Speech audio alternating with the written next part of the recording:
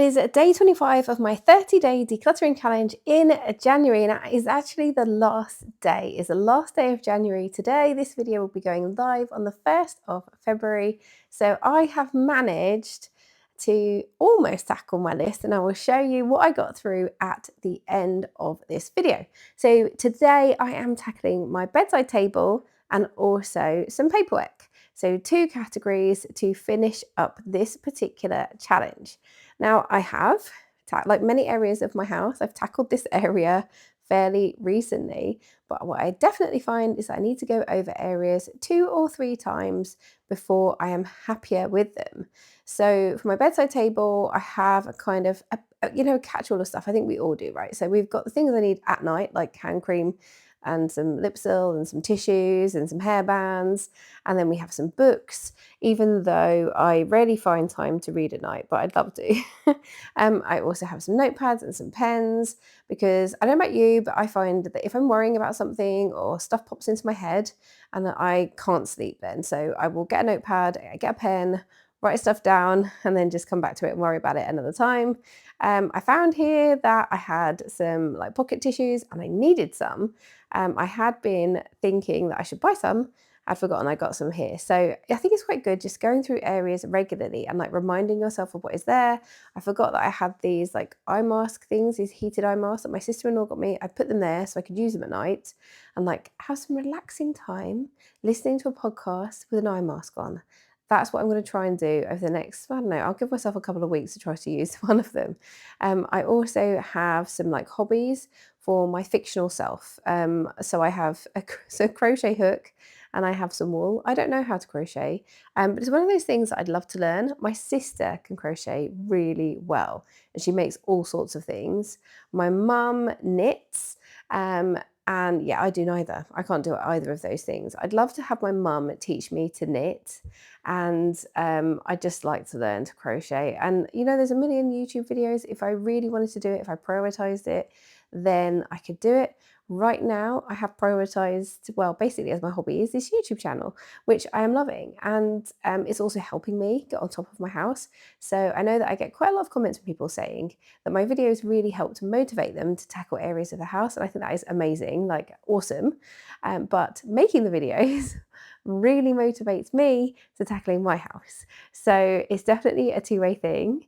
And since starting my challenge in December, where I was like, that's it, I've had enough, I'm going to tackle my house, I feel like there has been so much improvement in my life in so many different areas. So thank you so much for all of your support. I am super pleased to get to the end of this particular challenge. In terms of what I will be doing next, so I don't have a daily challenge for February, but I do have tons of stuff that I want to get done. So I really want to go through like room by room. So where I have done like smaller categories, I want to spend, maybe bigger chunks of time, but I don't always have that. I want to concentrate on rooms now because I feel like I've gone over quite a lot of areas a couple of times. And like if I were to tackle the bedside table again, I don't think I would get rid of that much stuff. But could I get rid of a few items? Yes. So I'd want to cover like the whole room, like cover the whole bedroom and see what I can get rid of, whole of the kids' rooms, kitchen, and just do like a really good once over. I also really want to tackle the loft. Our loft is heaving with stuff. And one of the categories I didn't get around to doing on this particular challenge was sentimental items. We have boxes upon boxes of sentimental items. I probably have a good couple of really like big tote boxes full of sentimental items.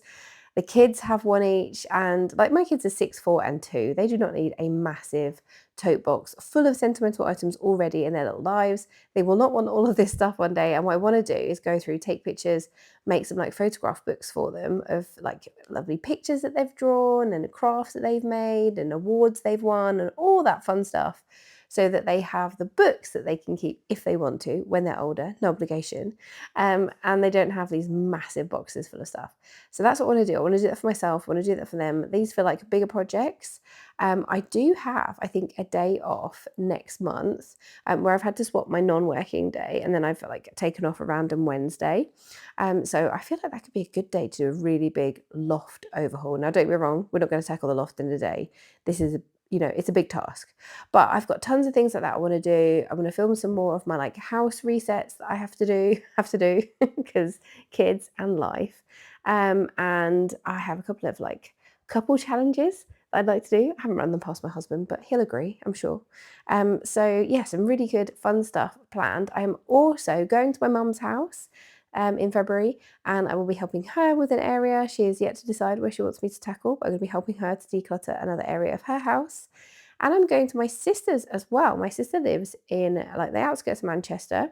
So she's a decent drive away, and we're going up for I think it's 4 nights actually we're going. And we've got loads of fun stuff planned to take the kids out. My sister's got a couple of boys, a little bit older than my boys. And yeah, it'll be super fun. We've got lots of fun things planned, but I'm also going to see if my sister would like me to help her maybe tackle her kitchen, maybe tackle her clothes. We shall see. So tackling a few areas for some other people, which will be really good fun. And maybe getting back to my dad's place, I'm not sure. But if I don't get back to my dad's place in February, then 100% I'll be spending a day or two there in March. So loads of fun stuff planned. For my bedside table, getting back to what I was tackling, and this is a sentimental item I've got in my hand right now, that I will be putting with the sentimental items, and we will tackle that, when we get to it.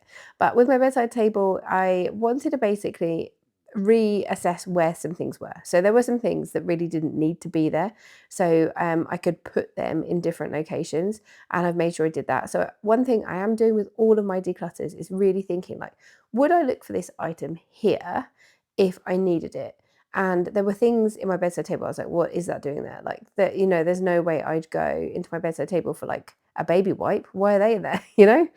I always had this little glass bowl which I am using to hold a few little items. So in one of my very early videos when I was pregnant and I was doing some DIY and like decluttering, putting some shelves up and like sorting out the ensuite before Daisy arrived, and I knocked a glass jar over and it smashed. And it could have been a lot worse because I think I knocked it onto the toilet, and that's happened to a family member of mine, and they shattered the actual toilet bowl. So that didn't happen at least. But I think I also broke the toilet seat in that particular video. And it was just a catastrophe. And I ended up crying. I was heavily pregnant and I ended up crying. But anyway, so this is the stuff that we got rid of. My husband managed for Christmas to find a glass bowl that was the same size as the one I'd broken, it was the lid of, so that I could have a new lid to fit on it. And then we had the bottom here that you can see was just going spare. So I've repurposed that, and I think it looks really cute to hold a few little items. Just makes it look a bit more bedside table-ish rather than like dumping ground. So pleased with how that turned out. And now we on to paperwork. So we have this paperwork organizer in our kitchen. I actually have another one of those in my desk area, which you'll have seen me put together when I did my desk reorganization. I really like these organizers. It's also very convenient that they have 5 slots and we are a member of, 5-member family. So means we have one area each. They go in age order or order of importance because I'm at the top and I'm not the oldest in the house. But Daisy's at the bottom, and it's got, like her medical records. I say her medical records. The kind of, in the UK, the kids get this red wallet of core medical records. You don't desperately need them wherever you go, but they are very handy. And so we keep them there because then we know where they are and they're easily accessible. Like if something happens to the kids, we need to go to a medical appointment, we can just grab them. They also have a few bits of paperwork, bank accounts they have, school stuff, preschool stuff. So here is a recap of my 30 days decluttering challenge. And if you want to do this in February, then you can find this. It should be over in the community tab of my YouTube channel, but also on my Instagram, which is Natty_Rob_. So you can find it over there as well. And follow me over on Instagram. I do try and post stuff every day in my stories or on my grid. So yeah, there are 2 items I did not get round to, were the sentimental items I mentioned earlier and also under the bed. I did do an area under the bed when I did shoes and bags, because I have some shoes and bags under there. But I had separate categories for those, so I thought it was cheating if I ticked that off as well. So I didn't do anything else under the bed. So I'm pretty happy with that. So in the 25 days, I covered 28 areas of the house. And yeah, ticked a lot of boxes, literally ticked a lot of boxes.